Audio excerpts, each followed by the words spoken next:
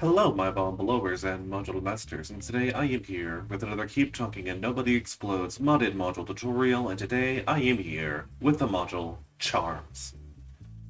Charms initially starts as two by three sliding tile puzzles, but once you have solved them, you have to input 3 different spells using the 7 hexagonal spell buttons in the center. Let's go ahead and get started. This module does require the edgework, so I have turned on the edgework hub for this tutorial.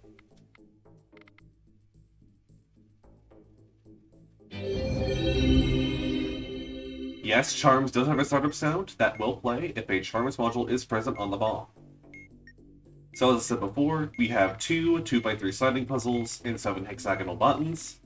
There are also 3 status lights in the top left and 2 diamond buttons in the bottom left and bottom right. These buttons will be used to submit the configuration of the sliding puzzles.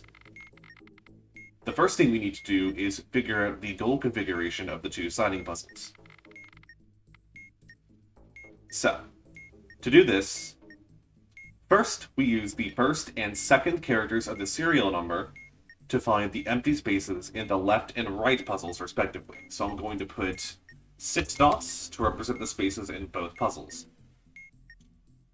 So the first character is a 2, and 2 is in the top right, so the top right cell should be the empty cell in the left puzzle, and the second character is a Juliet, which is in the middle right, so the middle right cell should be the empty cell in the right puzzle.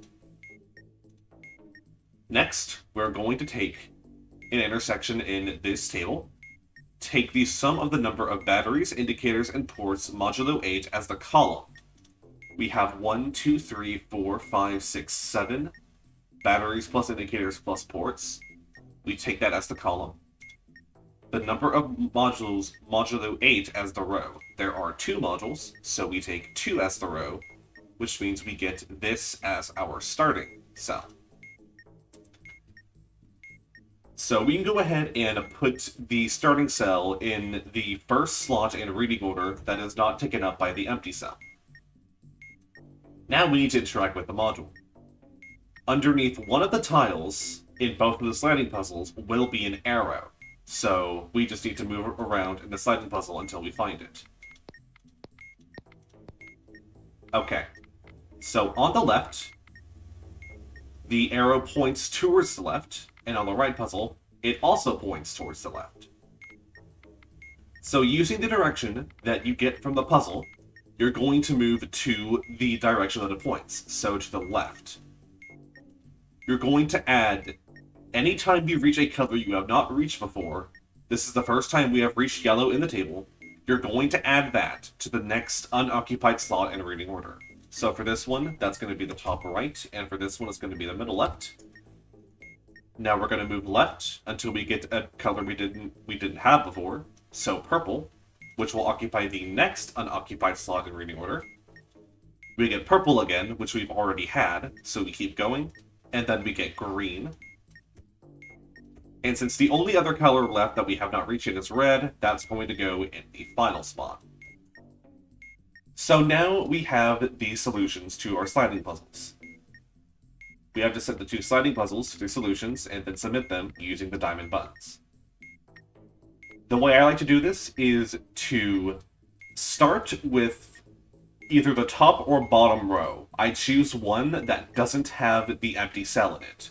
So for the left puzzle, I'm going to choose the bottom row, and for the right puzzle, we don't have the empty slot in any of the top or bottom rows, so I'll just choose the bottom row for continuity's sakes. I'm going to solve the row that I've chosen first. So to do this, I'm going to put the cell that goes in the right in the left spot, and then put the one that goes in the left spot above it. You can also do this by putting the cell that goes into the left slot in the right side of the row, and putting the cell that goes in the right slot above it. So this could be the red, and this could be the green. Then you should be able to cycle the cells clockwise or counterclockwise to complete the row. Let's try and do it the other way with this one. We're going to put green in the bottom right and red in the we have done it, so now we just cycle the cells clockwise, and the bottom row is done. From here, the puzzle should solve itself. As so here, we have blue, empty, yellow, purple, green, red. And from here, we have blue, yellow, purple, empty, green, red. Now that we've solved this, the middle part of the 7 hexagonal buttons is now interactable.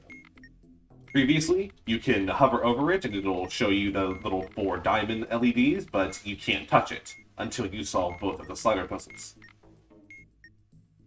So now what we're going to do is we're going to take 3 pairs of colors. The first pair are the 2 colors in the same column as the empty space in the left puzzle from top to bottom. This is purple and red. The second pair are the 2 colors in the same column as the empty space in the right puzzle from bottom to top. This is red and yellow. And then finally, use the color from the same row as the empty space in the left puzzle, then the right puzzle in order, which is going to be blue, purple. So we're going to go to Appendix Spellbook. This has 4 columns, but we only really care about the colors column and the motions column. The name and intended use columns are just for flavor.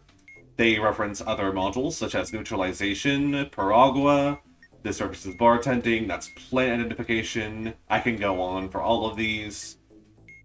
So we're going to look up the purple-red color in the left column, which gives us this spell. And then we're going to execute the motions on the right. The motions are a sequence of numbers, and we're going to translate these numbers onto the module using this numbering system. So the numbering system here is just the cells in reading order. So this is the first reading order, so it's 1. Then you go to the next row in reading order, this is 2, 3. You get the picture. So to input a spell, you're going to hover over the first cell in the motion. So this is going to be 1 for the purple-red spell. And once you do so, you're going to hold the mouse button over it. You will hear a sound and it will turn green. You are then going to hover to the next cell in the motion. So that is going to be 3, which is the top right cell. Then we're going to hover over the next cell, which goes to 4, which is the middle cell.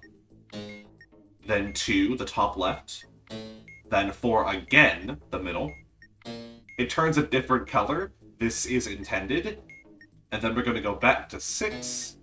And once you reach the final cell in the motion, you're going to release the mouse button. The module will shake, and the first of these status lights will turn on. You'll notice that the LED will cycle between the 2 colors of the spell, so this one is cycling between purple and red. Next, we're going to input the second spell we got, which is the red-yellow spell. We're going to search RY, which gives us this spell with these motions. So we have 7, 4, 1. So hold on 7, then scroll to 4, 1, then 4, 2, then 4, 3, then 4. And now that we've hovered over all of the cells in the correct order, we're going to release the mouse button. And the second cell has been inputted. This one's cycling between red and yellow. And then finally, we're going to input the blue-purple spell. So we're going to search BP. We get this, which gives us 2, 5, 4, 6, 3. And that is a solved module. Now, in a voice bomb setting, you can either have the diffuser memorize which is which number tile corresponds to which number, and just read the sequence of numbers. This isn't hard to do because the tiles are just numbered in reading order. Or you can just choose, tell the diffuser to start on a cell. So start in the top left, then go down, up right, down right, up. this will also work. If we take the red-yellow spell, we can say we're going to start in the south cell, then go north, north, south, northwest, southeast, northeast, and southwest. So let's do this other one on the bomb. The sliding puzzle solutions are going to be the same, except if the arrow is a different direction. So let's find the arrow in our two sliding puzzles. This one's left, so this is going to be the same as the left sliding puzzle solution in the previous one. So let's go ahead and actually set it to this. Once again, we're going to set the green and red bottom row first. We can do this by putting the green in the bottom right slot and putting the red right above it, and then cycling the remaining cells. And then this will once again put everything into place. And for the right puzzle, it's now pointing to the right. So we're going to have a different solution to this puzzle. Once again, the empty cell is going to be in the top right. But since we're pointing to the right this time,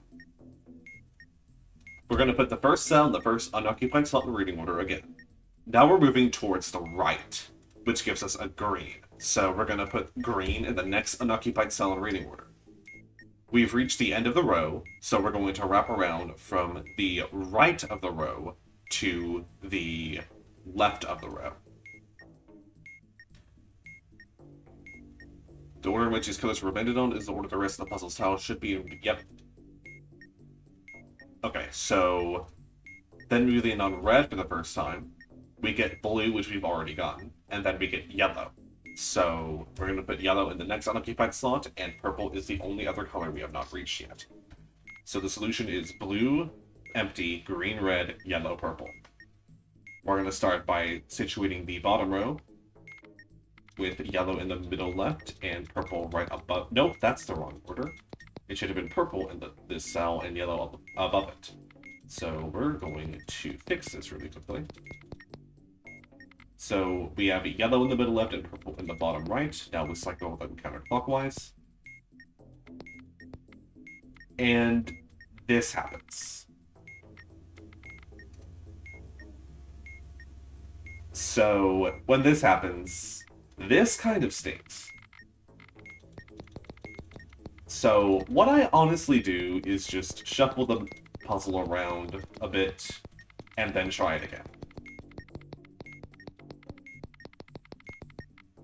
So I've shuffled it for a while. Let's see if doing this will... Okay, it does not. Now this usually means that something is wrong. So let's see if we can figure out what's wrong here. This is pointing to the right. The empty cell... Ah, that's the issue. The empty cell is at the bottom, is in the middle right, not the top right. Okay, so we're going to fix that really quickly. The empty cell is in the middle right, as opposed to the top right. And then we're going to put green and then red. Usually if you run into that scenario, then your puzzle is wrong. So this usually fixes itself. And then we submit the solution to the puzzle, and that unlocks the emotions.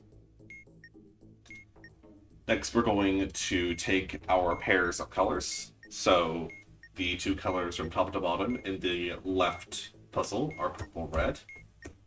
Then on the right puzzle from bottom to top in the same column as the empty row are purple-green.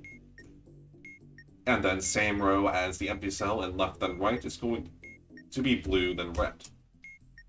So we're going to input purple-red, which is this spell, which is 1, 3, 4, 2, 4, 6.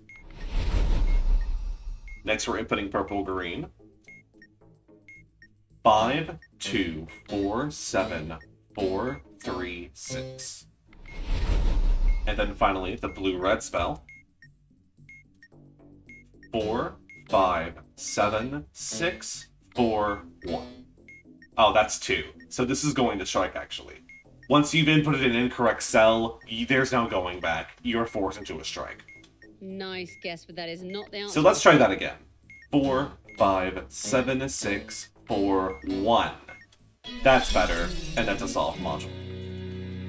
Thank you for watching this tutorial, and have a nice day.